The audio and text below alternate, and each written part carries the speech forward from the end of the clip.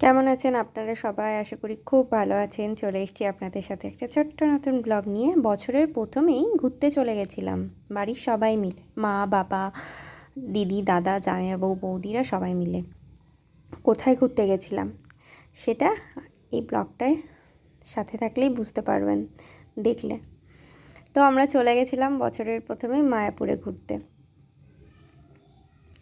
তো মায়াপুরে ঘুরতে গিয়ে আমরা প্রথম দেখতে গেছিলাম শ্রী চৈতন্য মঠে। তো মঠে ঢোকার আগেই ছোট্ট 2-3টে দোকান ছিল যেখানে ঠাকুরের ছবি আরও কিছু কিছু জিনিস পাওয়া যাচ্ছিল। আর মঠে ঢোকার সাথে সাথেই আমাদের কপালে সবাই তিলক পরিয়ে দিয়েছিল যারা ছিলেন ওখানে।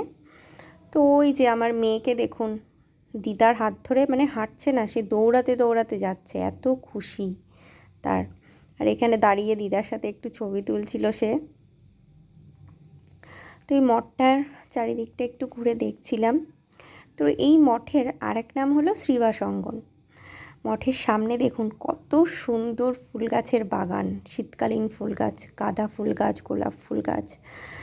তো এই যে আমরা এখন হাঁটতে হাঁটতে যাচ্ছিলাম। আমার মেয়ে এখন দিদার হাত ছেড়ে দাদুর হাত ধরে, তার দাদার হাত ধরে হাঁটতে হাঁটতে যাচ্ছে মঠের ভেতরে। তো তাকেও ঢোকার সাথে সাথে একটা তিলক পরিয়ে দিয়েছিল। তা তিলক পরানোর পরে বলুন তাকে কেমন লাগছে, মিষ্টি কি মিষ্টি না, কিউট লাগছে না দেখতে? তারপর আমরা মঠের ভেতরে প্রবেশ করলাম। মঠের ভেতরে ঢোকার আগে সামনে জুতো খুলে তারপরে মঠের ভেতরে প্রবেশ করতে হয়। তো এই যে এখন সিঁড়ি দিয়ে উঠছি। এটা ছিল শ্রীল প্রভুপাদের ভজন কুটির। এখানে নাকি জগাই মাধাই এসে ভজন করতেন। তো আমরা সেই জায়গাটা ভালোভাবে ঘুরলাম,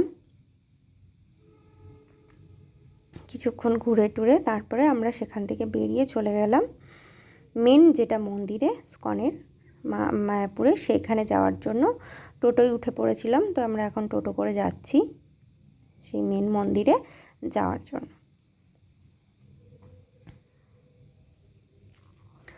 তো প্রায় পৌঁছেই গেছি মন্দিরের কাছে। আপনারা দেখছেন ওই যে দূর থেকে মন্দিরের চূড়াটা খুব সুন্দর লাগছে দেখতে।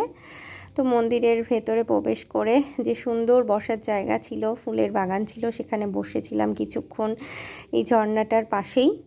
তো আপনারা জানেন যারা মায়াপুরে গেছেন, মায়াপুরের ভেতরে মন্দিরের ভেতরে ভিডিও শ্যুট করতে দেয় না। তো আপনাদের সাথে মন্দিরেরই কিছু ছবি তুলে ধরলাম, ফটো শেয়ার করলাম। তো এই ব্লগটা কেমন লাগলো জানাবেন, ভালো লাগলে একটা লাইক কমেন্ট শেয়ার করে দেবেন। দেখা হবে আপনাদের সাথে নেক্সট কোন